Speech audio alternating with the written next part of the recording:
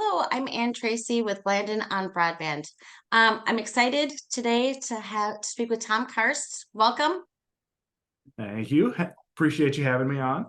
Yes, I'm going to abbreviate your title and say you are the Minnesota liaison to the NTIA, especially for the BEAD process. I'll speak very high level about BEAD, the Broadband Equity Access and Development Program. That is the program that will bring in boatloads of money to Minnesota for broadband infrastructure, almost 652 million. And it's a huge process.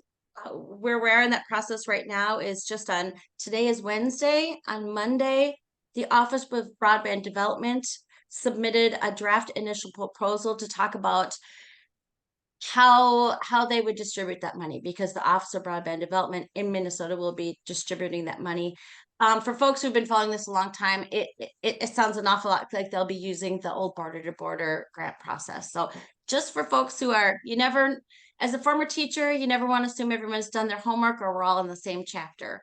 But with that little high level, Tom, can I ask you to introduce yourself and tell us what you really do? And I don't know if we have time for your whole title, but Yeah, I'll do the short version because it's long. So I'm Tom Karst with the U.S. Department of Commerce, National Telecommunications Information Administration, or NTIA. I'm Minnesota's federal program officer for BEAD, the Broadband Equity Access and Deployment Program. I get to not only work directly with the broadband office from the NTIA side, but I also get to be an advocate for Minnesota to NTIA. It's a nice opportunity to work both ways, making sure that Minnesota has the information that it needs to be able to successfully achieve Internet for All, as well as being able to take Minnesota's expertise, concerns, recommendations to NTIA to make sure that the program that's developed works and works for Minnesota. well, and we're thankful that you're here to do that, because it's a lot of information to take in. Each time I look at the bead stuff, I learn something different, and probably I've learned something different. Sometimes things do change, though. It's very complicated, and for a lot of people, it's so nice to have a person to go to, and a person that is kind of watching out for how we take advantage of this amazing opportunity. That's so kind of with that in mind. And you can correct anything I said earlier about where we are, what the process is, but on a really high level, how would you explain this opportunity to a provider, to a community leader, somebody who's just looking at it? Yeah, so the BEAD program comes out of the Investment Infrastructure and Jobs Act. BEAD itself is $42.5 billion with the ultimate mandate of having affordable, reliable, high-speed internet to every home and business in the country. Minnesota has been allocated, as you mentioned, just a little teeny shy of $652 million. That money is flowing through the Minnesota Office of Broadband Development. And we've laid out multiple stages and timelines for states to be able to ultimately achieve Internet for All. Minnesota has already completed their 5-year action plan. It laid out briefly, here's where we've been, here's where we're at, here's where we need to go. It's available on their website. The current stage that all states are in, obviously Minnesota included, is the development of the initial proposal. This has two major chunks to it. The first we call Volume 1. The big core is a mapping challenge process. Now, this is different from Minnesota's existing border-to-border challenge process. This takes the FCC's broadband data map and gives the state an opportunity to say, here's how we can make it better. Every state has the choice to do what's called a pre-challenge modification, where they can say, we have better data, right? We've been doing this for a long time and we have more accurate information. They can put that on top of the FCC map, so that then when there is the mapping challenge process itself, we're starting with the better, more accurate data. Now, this mapping challenge process is going to be open to the public. It's run by the Minnesota Office of Broadband Development. Every state's doing one. And it's an opportunity for local governments, internet service providers, and nonprofits to collect information and submit these challenges to the state, so that when we say internet for all, we can work off of the most accurate information possible. That's the big chunk of volume 1. Volume 2 is, sorry, would you mind if I asked you a question now? Because this is the question that I get from a lot of people. That map challenge, will that impact the amount of money that comes into Minnesota? What does that make a difference for? What do you read? Yeah, it's not going to change that 652 million. That number's staying the same. What it's going to change is who has service and who doesn't, right? Making sure that if you don't have access to a wireline or licensed fixed wireless connection that is above 25 megabytes per second download, 3 megabytes per second upload, that's the unserved category. Same technology type, speed level of 100 megabytes per second download, 20 megabytes per second upload is the unserved. But making sure that if you don't fit in the served category, you are marked on the map that says, by the end of this program, that house, that business needs to have access to the reliable, affordable, high-speed internet. So that Minnesota has a number of different mapping options. There's the state option, the Minnesota Interactive Broadband Map, but a lot of local communities have done their own mapping as well. So that is a way that communities can get involved in having a say in where this money goes. Absolutely. And it's essential that they do so. You know, when we're talking about these areas that don't have access, it makes it hard if you don't have access to, submit this information. So it's the people who know those communities the best, the people who live and work and care. They can collect that information, submit it to the broadband office to make sure that it's accurate. And that's how we're going to get there, is with this whole wide swath of participation. Right. And I think because Minnesota, I mean, we've been doing mapping for more than a decade. I mean, really going back a couple of decades in different permutations. So I think this is something that folks are very interested in. I think that I read correctly in the initial proposal, the volume 1 that you're talking about, that Minnesota will not include fixed wireless, DSL, or licensed connections as part of being served. Did I read that correctly? You did. That's the draft in the proposal. The draft, thank you. Yeah, so this whole piece has to go through NTIA for approval, as well as this public comment period that we're in right now. We know that every state has different needs. Achieving internet for all is going to take a lot of customization. We are also bound by the rules set by Congress.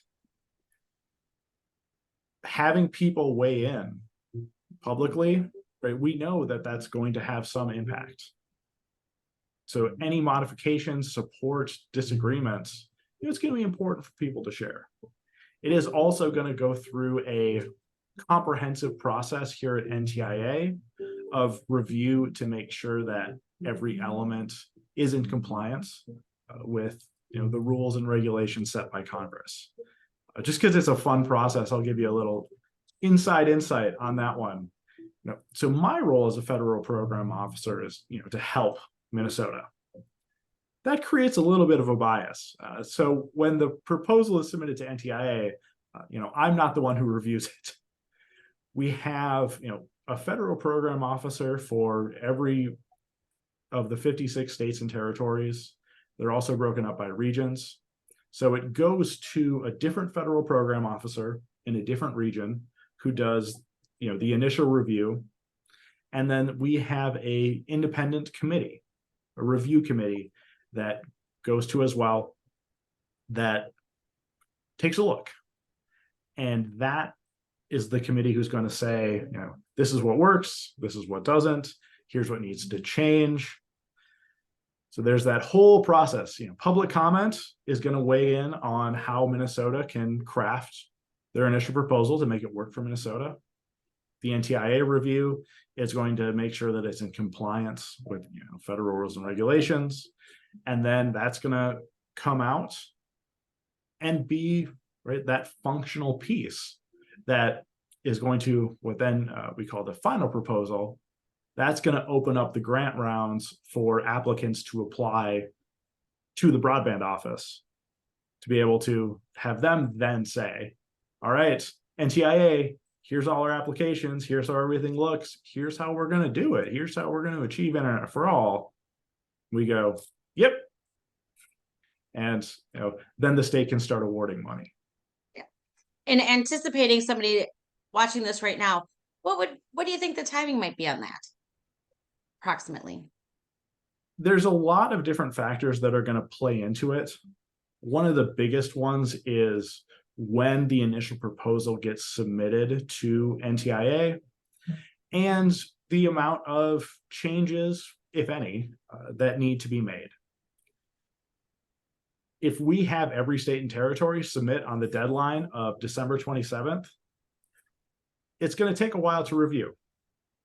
If there needs to be a lot of corrections, it's going to take a while to review. Yeah. So we're seeing, sometime early of 2024. It can't give a harder date than that. No, that's fine. I mean, that the answer is 2024 and not 2025 is great. I think that's fantastic. And as the timing goes, the public comment on the drafts closes December 12th, I believe. So yes. Yeah. And then as you said, the deadline is the 27th. So that's okay. Thank you for letting me pull you off the trail of where you're going. Back to volume 2. Oh, yes. So volume 2 is, the application and the scoring. Minnesota has in their, as you'll see in their initial proposal, laying out a rubric as well as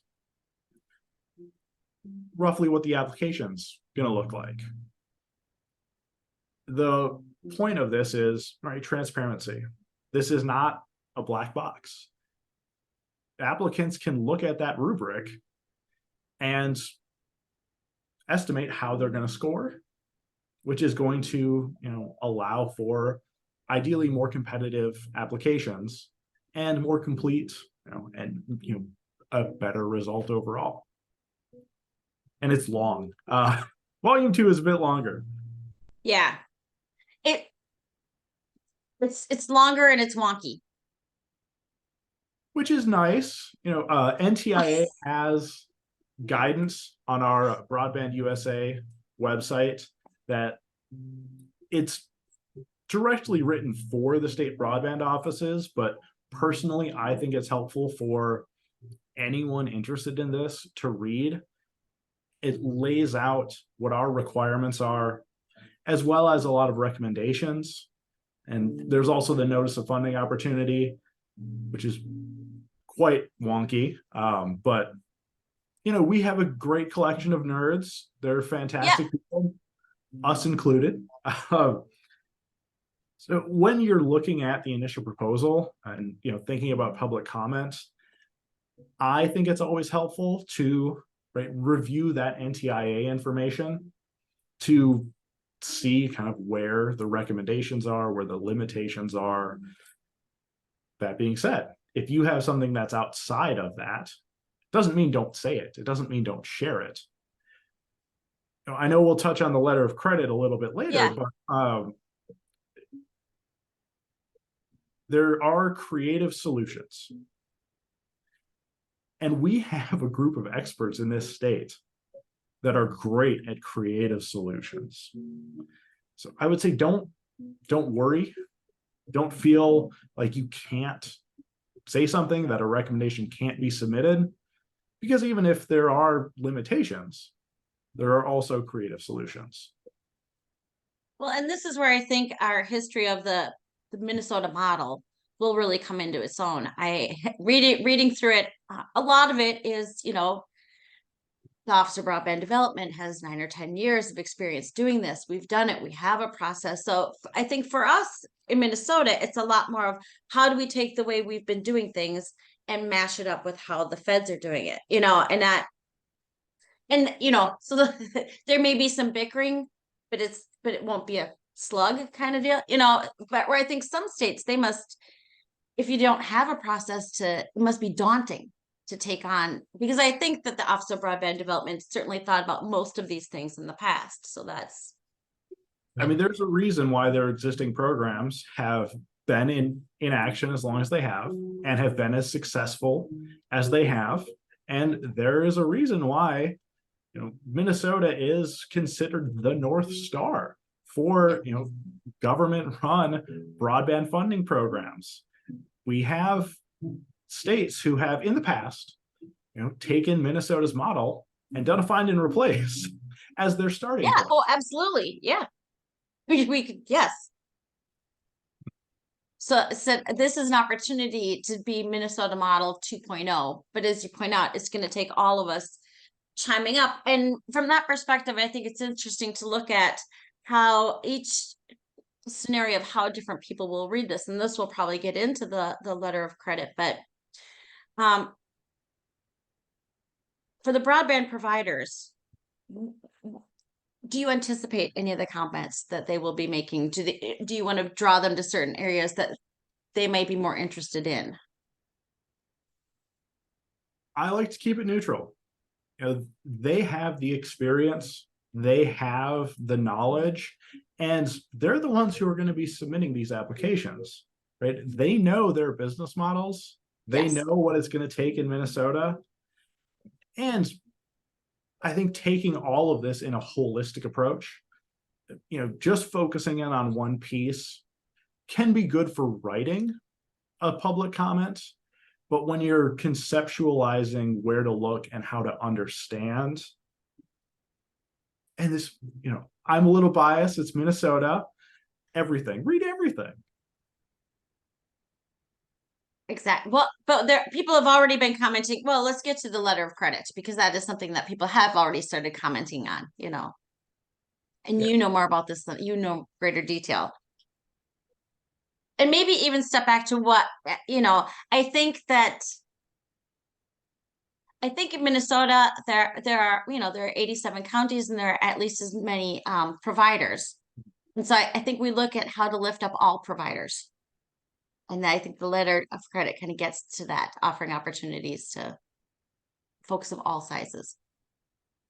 Yeah. And the original piece of the letter of credit in the notice of funding opportunity, the NOFO, right, required that there must be an irrevocable standby letter of credit in the amount of no less than 25% of the subaward before entering into the subgrantee agreement. In that, there's just very briefly, because it's what the initial proposal calls a subgrantee is something that in Minnesota we might think the potential awardee, to use the border to border language. So for a provider to be eligible, it would be those are the subgrantees that we're talking about. Yeah. And in the NOFO, there was also some space left for alternatives. So when we're talking about this letter of credit waiver, it's not a material modification of the notice of funding opportunity. It's using that intentionally, created space to offer up alternatives. And NTIA reached those through a lot of engagement. This isn't something that you had a half dozen people in DC sitting down and saying, here's what we're going to do. This was conversations with small, medium, large internet service providers, with associations, with local government entities, with community organizations, with labor, with technology, with suppliers. There are a lot of conversations that went into this, because we knew and we know that that standalone letter of credit is a barrier to participation. We also know that we need to have a lot of participation in this program to make it work. And the piece we always want to make sure is touched on is why it's there in the first place. This is taxpayer money, right? This is a government funded program. And we need to make sure that the people who win these awards have the fiscal ability to make them, to make these projects successful. And that was the big intention of this requirement, is making sure that public money is spent in a way that's responsible, in a way that's impactful, and in a way that actually achieves, right, our internet for all. And I know that's a little tangent, so I'll then open up onto what this waiver includes. It's got 4 major elements to it. The first is that it allows credit unions to issue the letter of credits. So it, opens it up to a different source rather than just the standard banks. It also allows performance bonds. So a subgrantee can provide a performance bond equal to 100% of the subaward, right, instead of that letter of credit. And it also allows for kind of an alternative initial letter of credit or performance bond percentage. So the NOFO requires the initial amount to be 25%. The waiver would allow for that initial amount or of letter of credit or performance bond to be 10% of the subaward during the entire period of performance. And when the state broadband office issues funding on a reimbursement basis consistent with the requirements of the NOFO, and that those periods are of no more than 6 months each. That's kind of the universal that applies to everybody. There's also a optional state-specific element, and that's states can identify completion milestones where they can reduce the credit obligation over time based on, here's where a project has reached, here's how much we're going to address or adjust the letter of credit or performance bond requirements. And that's one of those pieces of not every state's going to implement that, and not everyone's going to do it the same. And it's another spot where expertise and experience can fit nicely into the BEAD program. That leads me to ask, are there other places where there are kind of opportunities like that, where states will do things differently that readers might want to pay attention to? I mean, so many. I'm going to say that's such a big question. That's just a big question. But I mean, are there some that you think are worth highlighting for a provider or for a community? So in the NOFO and in the guidance, I think the guidance has this laying out a little bit more clearly. There's requirement number 8, subgrantee selection. And it has a lot. Yeah, it's big. Just that that, like, wow. It has a lot of pieces of making sure that an applicant has the technical capacity, the managerial capacity, the operational, all of those pieces. We have a lot of, you tell us how, right? We have to say, meet this requirement. And we give examples and help for the states who don't necessarily have the same experience. But we leave a lot of space for states to say, okay, here's how we're going to do it. And here's why what we have provided is going to meet it. And one of the tricky parts of that, particularly for states who have a lot of experience, and this is nationally speaking, is it does need to make sure that it stands alone. Right? So it has to be taken out of context of this has been incredibly successful, and focus on the here's why, right? Here's why this requirement of ours, here's why how we're going to do this is going to meet the NTIA standards. That's one that's going to affect a lot of the paperwork. Yeah. Another huge one is the scoring rubric. NTIA has priority or primary and secondary categories that are vaguely defined, and we have ranges, 75% and 25%. The states get to define, okay, what do those points actually mean? What category do they fit into? And what do we mean? How do we as a state define X category? It's a huge area where states can take what they already have and fit it into the BEAD requirements.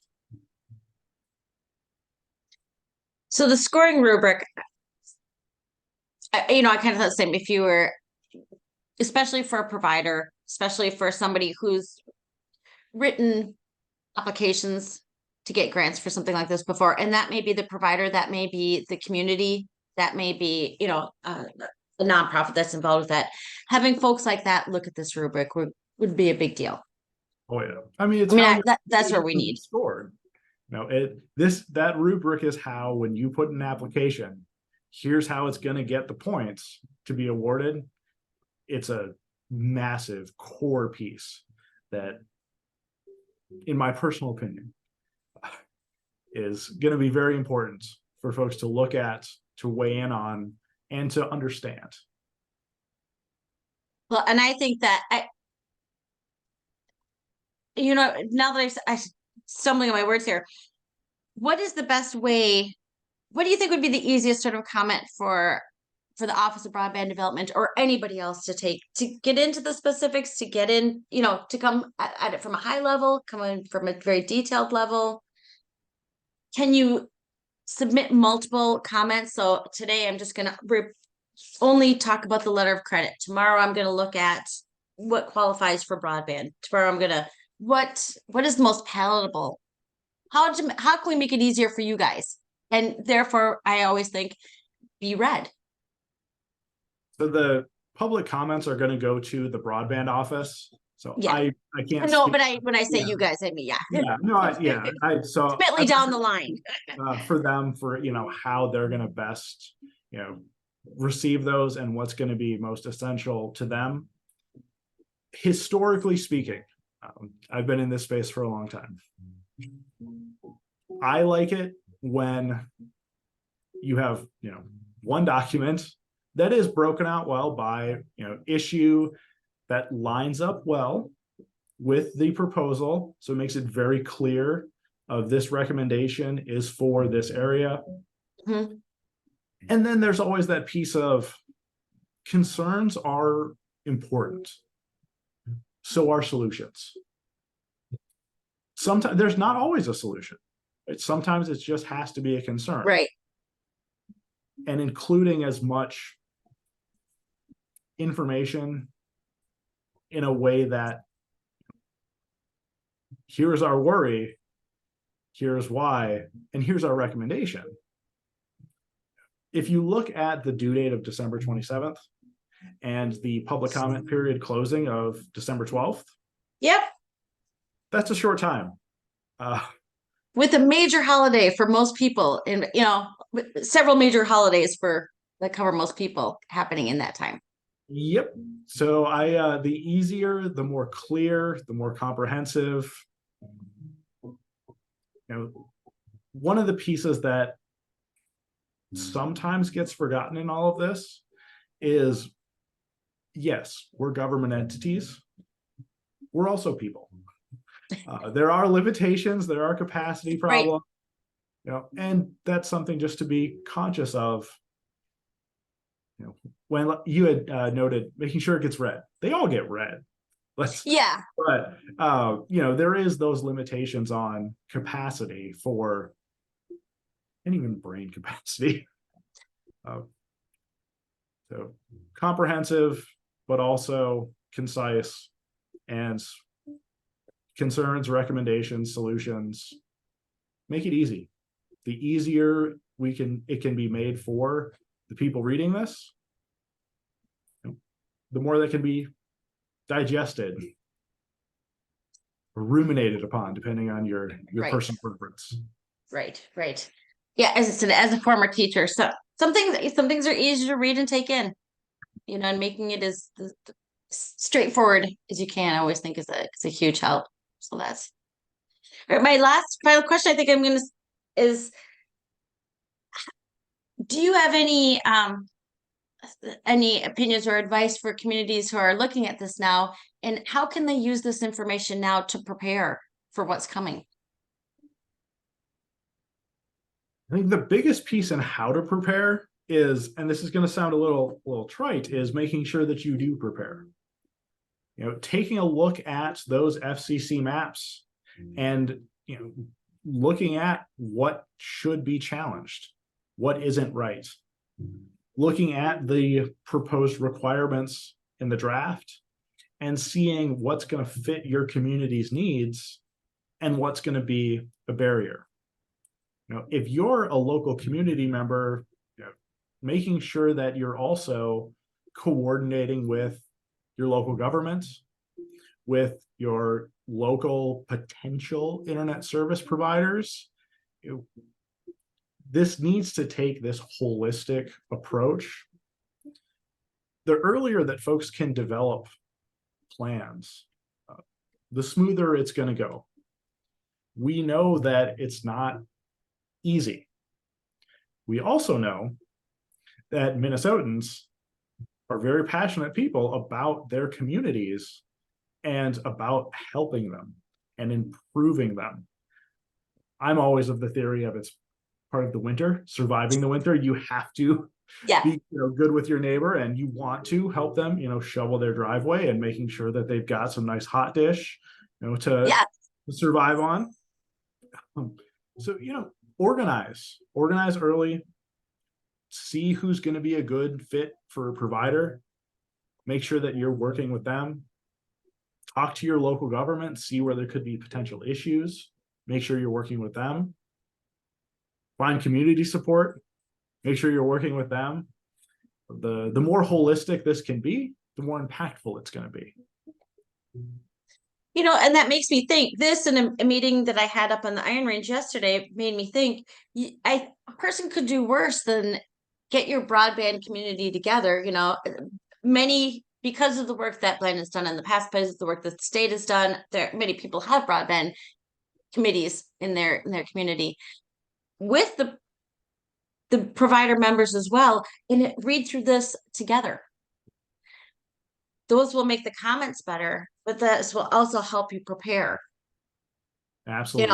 Because I think sometimes sometimes those issues need to be resolved at the most local table.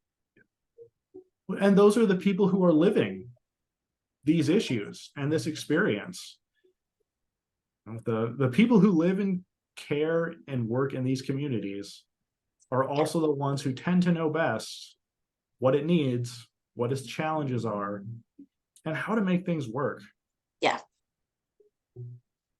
Because the railroad is always a tough one to get around when you're building broadband. So maybe there's a way to comment about railroad, but maybe it's sitting at the table and saying, well, there's a place where you can we've had experience doing this with the railroad here. And, just sometimes the local solution, it's great. This is the opportunity to create systemic change that will help everybody, but the local conversations will help get it done. Yeah. So that's where the need is, and that's where the expertise is. Exactly.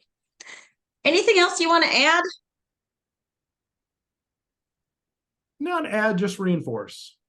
Okay. Go read. Go look at the broadband office has, everything posted on their website, Yeah. as well as how to comment.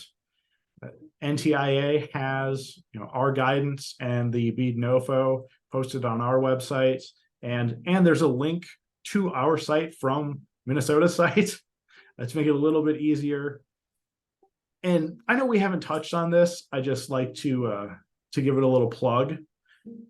The broadband office has also put together a draft digital equity plan. Now, public comment for that is closed at the moment. It's a great one to read. It is, I think I've done 8 times at this point. It's just another great read to get that deeper understanding of how Minnesota is approaching this issue. And one of the nice things is it is in line with how NTIA is approaching this issue. Right? BEAD's ultimate mandate is, right, affordable, reliable, high-speed internet for all. We know that just access isn't enough. We know that the ultimate lens of this has to be quality of life. If you have access, but it's not affordable, you're not going to buy it. If you have affordable access, but you don't have the skills, the devices, or know of the relevant content, you're not going to adopt it into your life. If you've adopted that affordable access, but it doesn't give you a pipeline to the resources and opportunities to meaningfully advance quality of life, this program will have fallen short.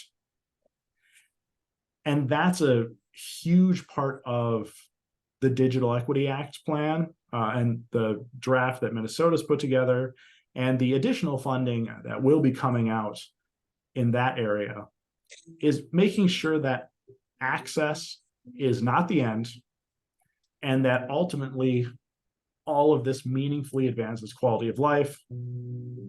Plus, Minnesota's draft is it's just a good read. It's a good read. And it is probably worth noting that there is a separate pool of money for the digital equity work. Yes. It is unlikely that any of the BEAD money in Minnesota will go towards any of the digital inclusion. Debating how you feel about some of the affordability issues, because that is handled in some of the qualifications of the subgrantees, which is a great thing. But yes, I think it's the holistic. As my former colleague used to say, it's one thing to have a treadmill, it's another thing to use it. Mm-hmm. Yes, it is. And I think my pre-winter body is living proof of that one. Yeah, exactly. Well, that's where we just have to love each other in Minnesota, as you say. You gotta have room. Well, Tom, thank you so much. I will put in the notes, but why don't you tell folks how to reach you as well? The best way is via email, and I'll have Anna post that in the summary as well, but I'll read it out for you. It's tkarst@ntia.gov or tkarst@ntia.gov. Great. Thank you so much for helping to illuminate this and to encourage people, I think, to get, better together. We all chime in. Well, I appreciate the time, and we're here to help.